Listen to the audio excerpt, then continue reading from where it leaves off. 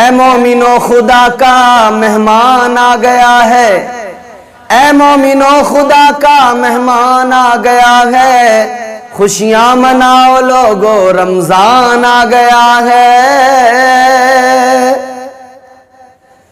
یہ ماہ مبارک ماہ سیام، وہ مقدس مہینہ جس کے متعلق میرے آقا نے فرمایا، تاجدار مدینہ نے فرمایا، رمضان آتا ہے تو رحمتیں لے کر آتا ہے۔ میرے آقا فرماتے رمضان اللہ کا مہمان ہے، رمضان اللہ کی طرف سے تمہارے پاس مہمان بن کے آتا ہے۔ اور کیسا مہمان ہے، غور کریں۔ قرآن مجید نے روزے کا حکم دیا امت کو۔ اللہ کا فرمان قرآن مجید کا دوسرا پارہ فرمایا گیا، یا ایہا الذین آمنوا کتب علیکم الصیام کما کتب علی الذین من قبلکم لعلکم تتقون۔ اللہ تبارک و تعالیٰ نے قرآن مجید میں فرمایا، اے ایمان والو، تم پر روزے فرض کیے گئے جس طرح تم سے اگلوں پر کیے گئے تھے۔ اور مقصد روزہ بھی بیان کیا اللہ نے، کس لیے، ملے گا کیا؟ اللہ نے فرمایا لعلکم تتقون، تم روزہ رکھو، روزہ دار بن جاؤ، اس لیے کہ روزہ رکھو گے تو تقوی کا نور مل جائے گا، متقی بن جاؤ گے، تقوی شعار بن جاؤ گے۔ اور متقیوں کا مقام قرآن نے مختلف مقامات پر بیان فرمایا۔ اللہ کا قرآن کہتا ہے ان اولیاؤہ الا المتقون، اللہ کا قرآن فرماتا ہے جو متقی ہوتے ہیں وہی اللہ کے دوست ہوا کرتے ہیں، اللہ کے ولی وہی ہوتے ہیں جن کی زندگیوں میں تقوی ہوتا ہے۔ اور روزہ جو ہے وہ تقوی شعار بناتا ہے۔ پتہ لگا اگر قرب خدا حاصل کرنا ہے تو روزہ دار بن جاؤ، اگر اللہ تبارک و تعالیٰ کی رضا حاصل کرنا چاہتے ہو تو روزہ دار بن جاؤ۔ روزہ اللہ کی جانب سے بندوں کو عطا کیا گیا، اس امت کو تو اللہ نے احسان فرمایا۔ اللہ نے اس آیہ کریمہ کے اندر جب خطاب کیا نا تو سب سے پہلے فرمایا اے ایمان والو۔ یہ لقب اللہ نے مومنوں کو بہت بڑا عطا فرمایا۔ اس امت کو، مصطفیٰ کی امت کو اللہ نے اے ایمان والو کہہ کے پکارا۔ پہلے اللہ تبارک و تعالیٰ امتوں کو پکارتا تھا، کسی کو یا ایھا المساکین کہہ کے پکارتا تھا، اے مسکینوں۔ جب بنی اسرائیل کو اللہ نے پکارا، قرآن مجید پڑھیے، فرمایا یا بنی اسرائیل، اے بنی اسرائیل۔ اسرائیل حضرت یعقوب علیہ السلام کا نام ہے، ان کے بیٹوں کو بنی اسرائیل، ان کی اولادوں کو بنی اسرائیل کہا جاتا ہے۔ اے اسرائیل کے بیٹوں، اے بنی اسرائیل۔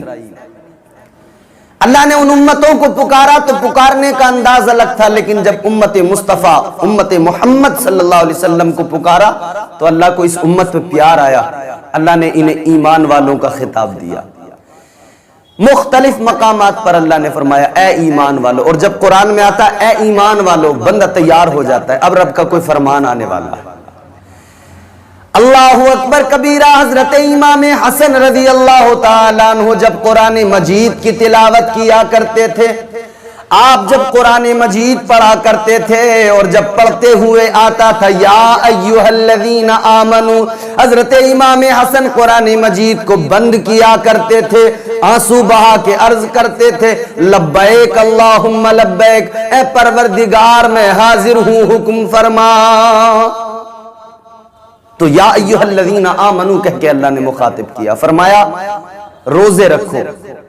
تو اب بندے کے دل میں یہ بات پیدا نہ ہو جائے کہ میں کیوں روزہ رکھوں، مجھ پر ہی یہ بوجھ کیوں ڈالا گیا روزے کا، تو فرمایا تم اس طرح روزے رکھو جس طرح تم پر فرض کیے گئے روزے، جس طرح تم سے پہلوں پر، اگلوں پر فرض کیے گئے تھے۔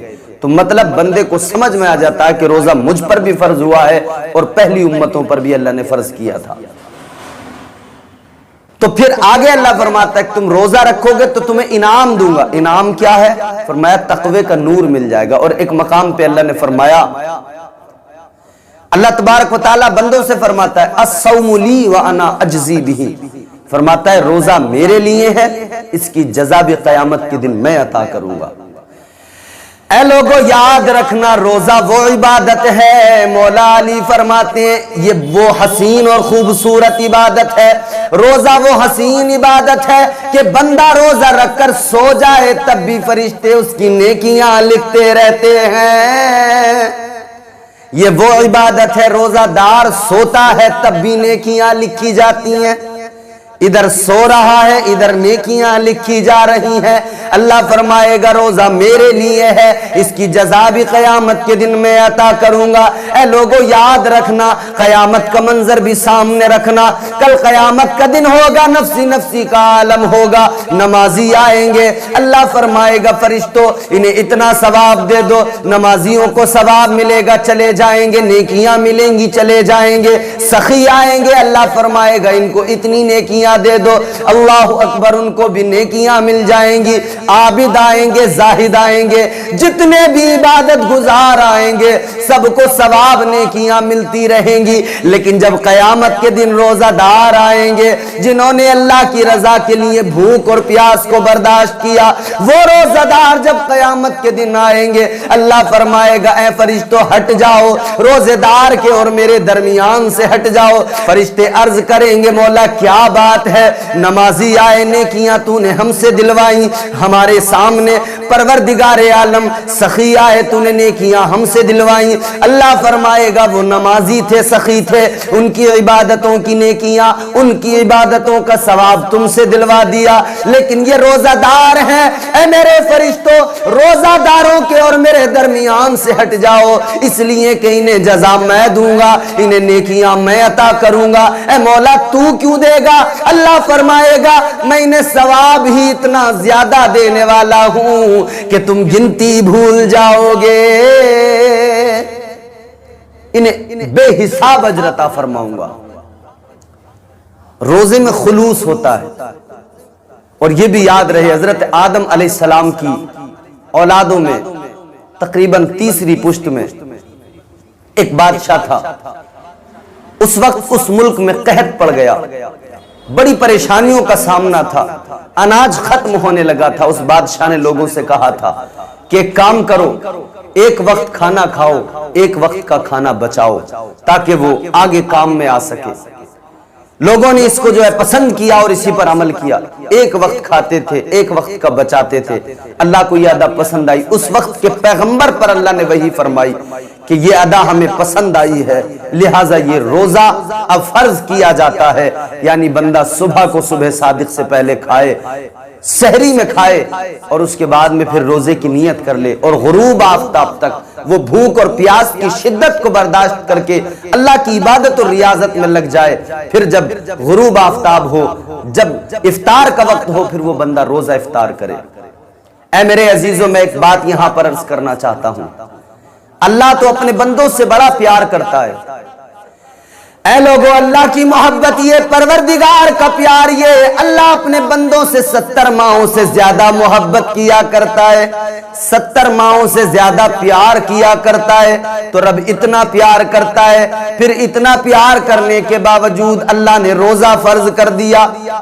اتنا پیار کرنے والا رب بندوں کو بھوک میں تڑپتا دیکھتا ہے، پیاس کی شدت سے بلکتا دیکھتا ہے، پھر اس کا پیار کہاں چلا جاتا ہے؟ اللہ اکبر کبیرہ.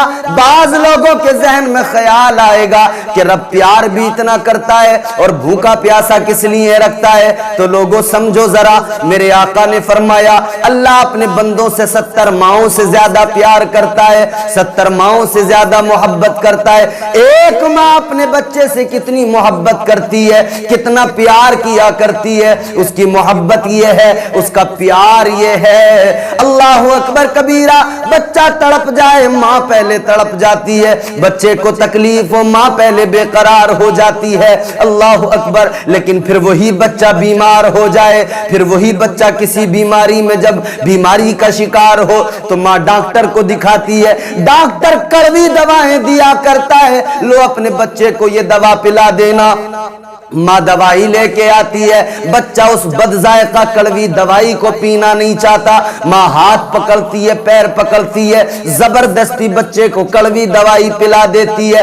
وہ ماں جو اتنا پیار کرتی ہے، اتنی محبت کرتی ہے، لیکن جب دوائی پلانے کا وقت آتا ہے تو بڑی سختی سے بچے کو پکڑ کے زبردستی دوائی پلا دیتی ہے، کڑوی دوائی پلا دیتی ہے۔ اس کا مطلب یہ نہیں ہوتا کہ ماں محبت نہیں کرتی، بلکہ ماں محبت اس قدر کرتی ہے، محبت کی وجہ سے دوائی پلاتی ہے۔ وہ جانتی ہے، اسے معلوم ہے ابھی یہ بد ذائقہ دوائی پلاؤں گی، کڑوی ضرور ہے لیکن اس کا نتیجہ اچھا ہوگا، اس کا نتیجہ شفا کی صورت میں آئے گا، اس کا رزلٹ اچھا ہوگا۔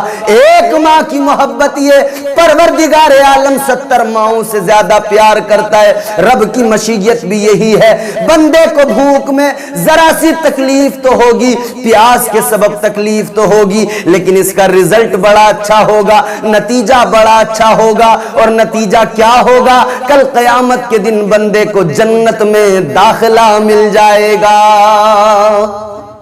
تو یہاں بھوک اور پیاس اگر برداشت کی تو کل قیامت کے دن پروانے جنت مل جائے گا۔